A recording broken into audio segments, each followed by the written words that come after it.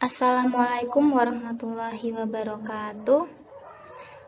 Saya Fatin Kotrun Nada. Di sini saya akan menjelaskan mengenai penerapan vektor dalam kehidupan sehari-hari. Nah, seperti yang kita ketahui, vektor ini merupakan besaran yang memiliki nilai dan juga arah. Penerapannya pun banyak ditemukan dalam kehidupan sehari-hari. Apa saja sih contoh-contohnya? Mari simak penjelasan berikut ini. Yang pertama, penerapan vektor pada sarana transportasi. Sarana transportasi darat, laut, maupun udara masing-masing memiliki peluang yang sama untuk terjadinya kecelakaan.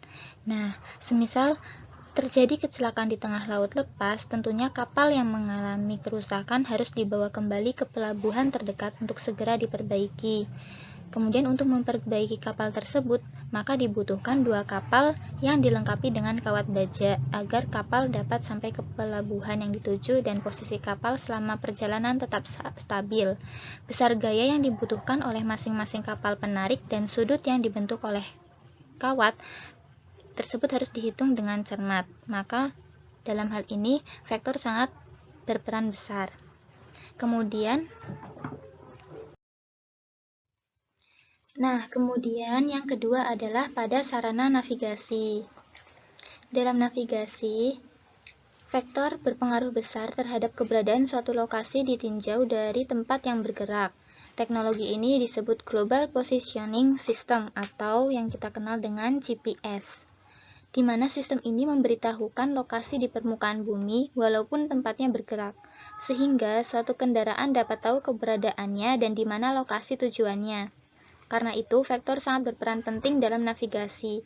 Contohnya, vektor yang digunakan untuk sistem navigasi pesawat terbang. Semua pesawat terbang dilengkapi dengan sistem navigasi agar pesawat tidak tersesat dalam melakukan penerbangan. Panel-panel instrumen navigasi pada kokpit pesawat memberikan berbagai informasi untuk sistem navigasi, mulai dari informasi tentang arah dan ketinggian pesawat. Nah, bagaimana pilot mengemudikan pesawat terbang di malam hari? Dengan sistem vektor yang dikalibrasikan dengan komputer navigasi, maka pesawat pilot ini dapat memantau arah tujuan pendaratan pesawat, sehingga tidak pernah ada sebuah pesawat yang nyasar ke tempat yang lainnya.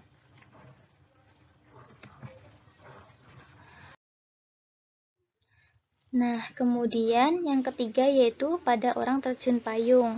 Di saat penerjun menjatuhkan diri dari pesawat, tempat ia jatuh tidak tepat di bawah kapal, tetapi jauh melenceng. Nah, hal ini dikarenakan adanya 2 vektor gaya, yaitu gaya gravitasi dan gaya dorong angin. Sehingga di sini vektor sangatlah berperan penting dalam mengetahui di mana orang terjun payung ini akan mendarat. Pada bidang sains komputer. Nah, dalam komputer ini penggunaan vektor yaitu dalam pembuatan grafis. Grafis merupakan gambar yang terbuat dari titik-titik koordinat di mana layar komputer difungsikan sebagai sumbu X dan sumbu Y. Grafik vektor merupakan gambar yang terbuat dari gabungan antara titik-titik dan garis dengan rumus matematika tertentu. Salah satu aplikasi software komputer yang menerapkan konsep dari vektor adalah CorelDRAW dan Adobe Illustrator.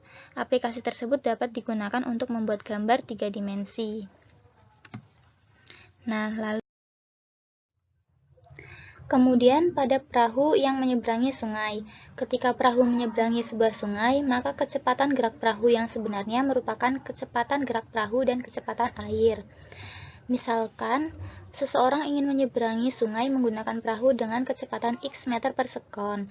Dengan adanya arus sungai, maka mengakibatkan jarak yang ditempuh tidak sama dengan lebar sungai.